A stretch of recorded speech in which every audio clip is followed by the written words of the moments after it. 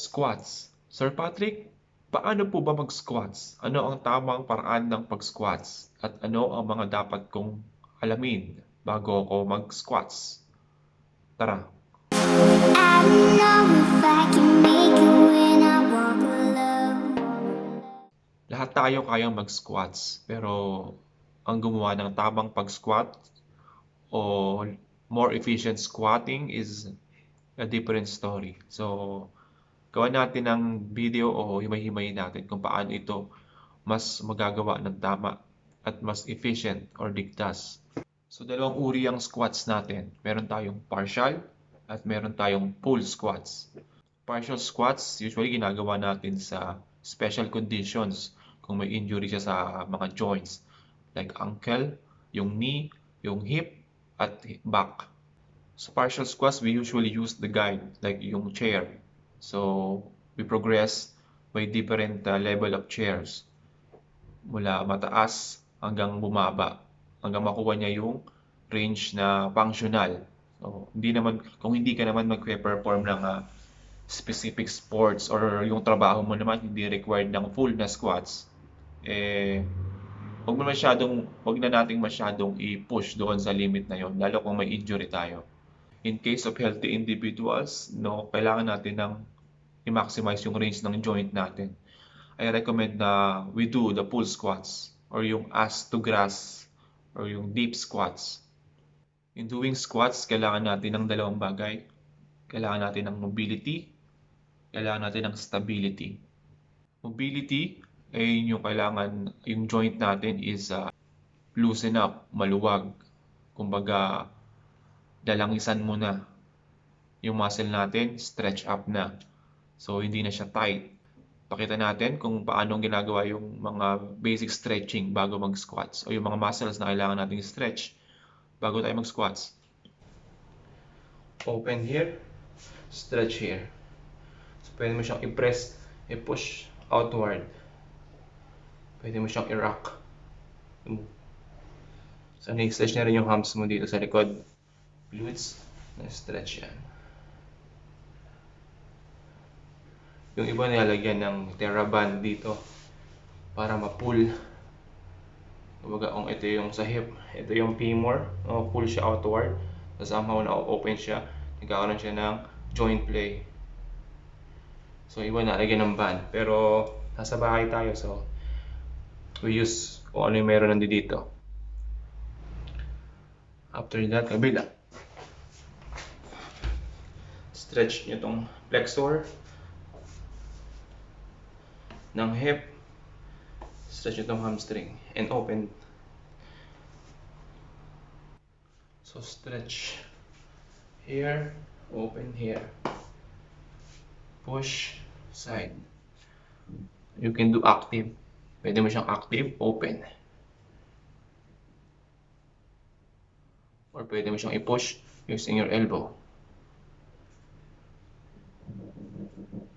So remember yung ating world greatest stretch. No? So usually we combine with the upper torso. So we bend, then we go. So ganun din yun. So kung mag-ensayo kayo ng mga HIIT or high intensity interval training, yan. Usually ginagawa nila ito kasi it requires great amount of range. Kailangan flexible na siya.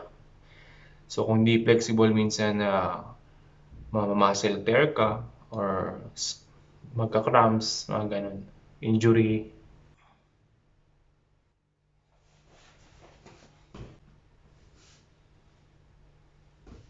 Kailangan yung hip, pag ni-stretch nyo to, flexor, kailangan to, o yung body mo, straight. So hindi siya nonsense yan kung naka-bend ka din. Kailangan siya naka-straight ka. Straight body. Hindi naman i-bend. Pass. So pwede mo siyang igalaw. Kumbaga ina-activate mo siya ang crew movement. Na-try mo siyang pagurin ng konti bago mo sa stretch para hindi siya lumalaban, mag-giveaway siya. So sa rehab ginagawa namin yan. So para sa calves, 1 fist away. Kung may wall, ito gamit lang tayo for illustration. Kunwari ito wall. 1 fist away.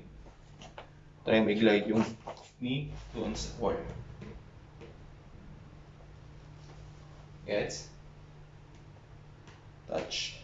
Without the heel moving up. Kailangan naka-flat siya sa mat.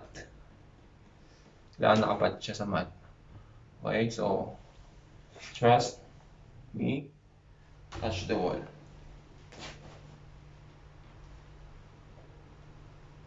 So pwede ka mag-twist. Ngayon kung ganitong position medyo may sakit dito, pwede ka mag-twist ng body sa side.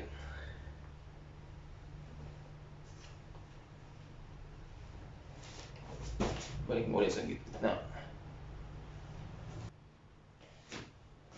So one way to stretch also your ankle joint, lalo yung tibialis mo, yung pretrabeals or muscles in front here. So ito yung bone nasa gitna, di ba? Yung muscles here. So para ma-stretch mo siya, bend this, you press the body weight. So pwede ka mag-lean back, dahan-dahan. Arm prop. So may stretch ka na dito. So press mo dito sa side. So elbow, dahan-dahan. Baba. Dahan-dahan, baba hanggang baba. Gets? So pwede ka mag-reach.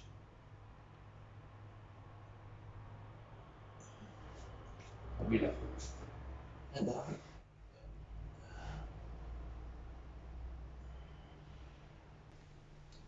So purpose nito is to push the knee line outward.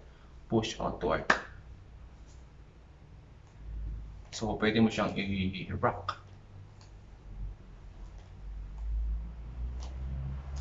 Pwede kang mag-bend para ma-stretch na rin yung ankle mo. Ankle joint. Diba?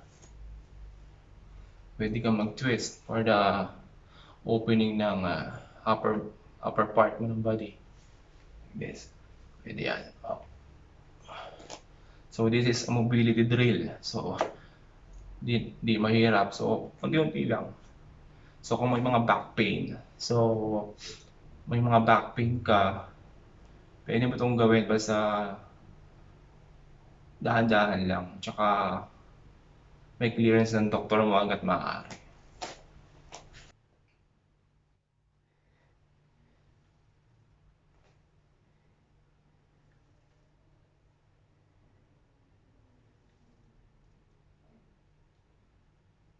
So from this, baba ka lang ng konti. Gitna. Plank.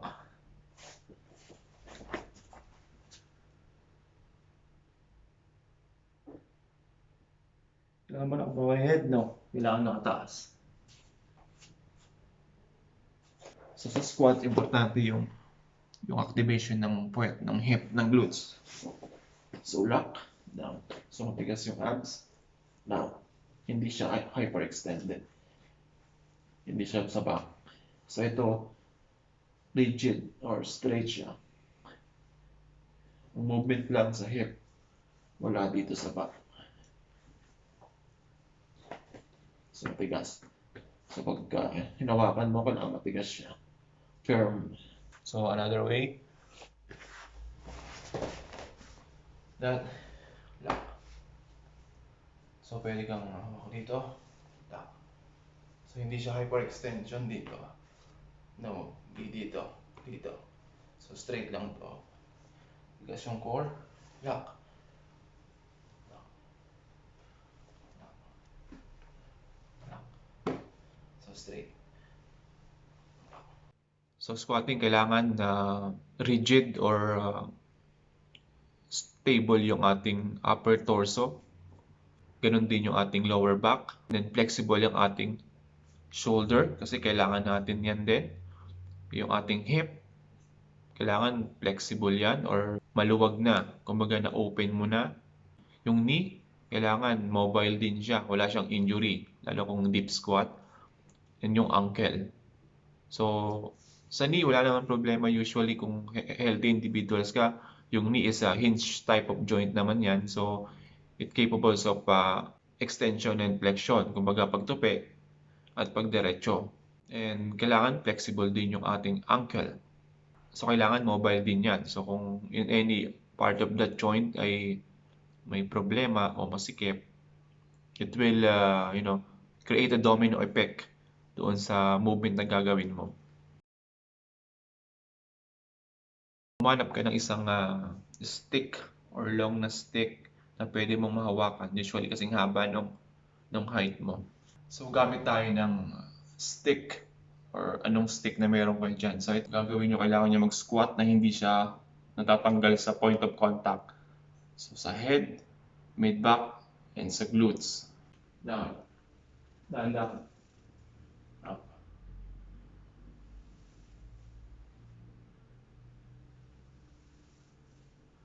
Sa squats natin, pag tayo ko, medyo may speed. So, nilalak ko siya sa dulo. So, pinapadigas ko siya. Para, kumbaga, exclamation point yun ng squat eh. So, yun yung exclamation point. So, yun yung pangdiin.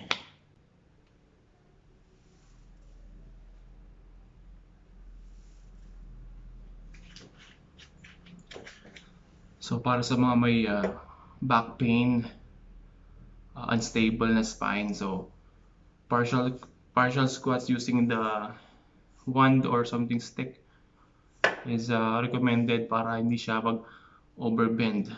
Pero kung healthy naman yung back nyo, bata-bata pa kayo, and you're into sports like powerlifting, CrossFit, lagi nyo ginagawa. So, it's okay lang kahit mag-deep squats kayo kahit walang ganito. So, usually we use this para sa maturuan yung mga kliyente with the stability problem. So, kung kayo na mas makapal, lagay nyo sa likod. So, kailangan kasi rigid din yung back. Ganito. Ganito.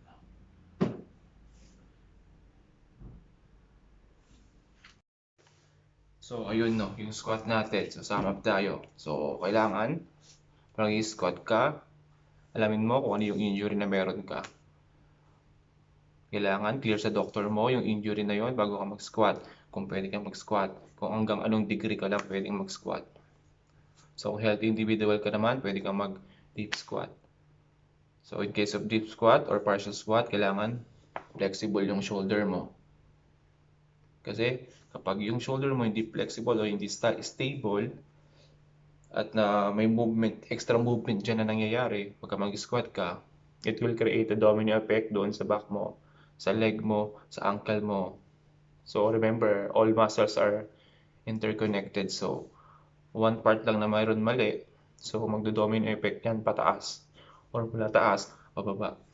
So stable yung rigid yung torso, straight lang yan, hindi ka nag-overbend, hindi ka nag-sobrang bend backward. So yung back, straight lalo yan kasi parang isang segment lang yan eh. Unlike yung upper torso mo, may rib cage yan. So somehow medyo less yung movement, mas stable. So yung lower back mo, para siyang pagkapatong-patong lang na stuck ng buto, ng vertebrae. Tapos nag-move siya patupi, palikod, tapos may rotation. So, less stable. So, kailangan rigid siya. So, kailangan mapalakas mo yung abdominal kasi siya yung magpe-press. Siya yung magpe-press sa harap. Mapalakas mo yung lower back. Siya yung magpe-press sa likod. Even yung nasa sides. So, importante yung mga core preparation mo. So, yung planking mo or yung side planking. Even yung contralateral na ginagawa natin sa dead bugs. So, lahat yan importante. So, ayaw nating may ma-miss na point. Kasi kung, di ba, kung may miss tayong point, tapos dun tatama yung injury, di ba? Sayang lang yung pagod. Sayang lang yung ensayo. So, again, kung nagustuhan mo yung video, please consider subscribing. para makatulong pa tayo sa iba. Share mo na din sa mga kaibigan mong magpaplanong home workout or magsimula sa fitness. So at least pag nag-gym siya, alam niya na yung mga basic. So, tuturo naman yan ng coach niya. So yung mga dapat gawin. Kung hindi man ituro, kayo na lang yung magkusa. So importante, ma-master nyo muna yung basic squats. Body weight lang muna. So para yung pag-aaral. Grade 1 ka lang muna, masterin mo yung doong level para pag mag-proceed ka, bago ka magdagdag ng mga bigat, bago ka mag-load ng barbell, bago ka mag-load ng dumbbell. So, nonsense naman kung bubuhat ka ng mabigat, doon pa lang sa basic squats na body weight mo, hindi na okay. So, para siyang foundation. Kung maganda yung foundation mo, matibay. So, kahit magpatong ka ng mabigat, maganda yung foundation mo. So, kung hindi naman maayos ang foundation mo, magmamabigat ka, mai-injury ka lang. So, huwag nating pairalin yung ating ego na mapakita na strong tayo na kaya nating buhatin to. Tapos makita mo yung form mo or nakita ng ibang tao yung form mo na marunong sablay, di ba?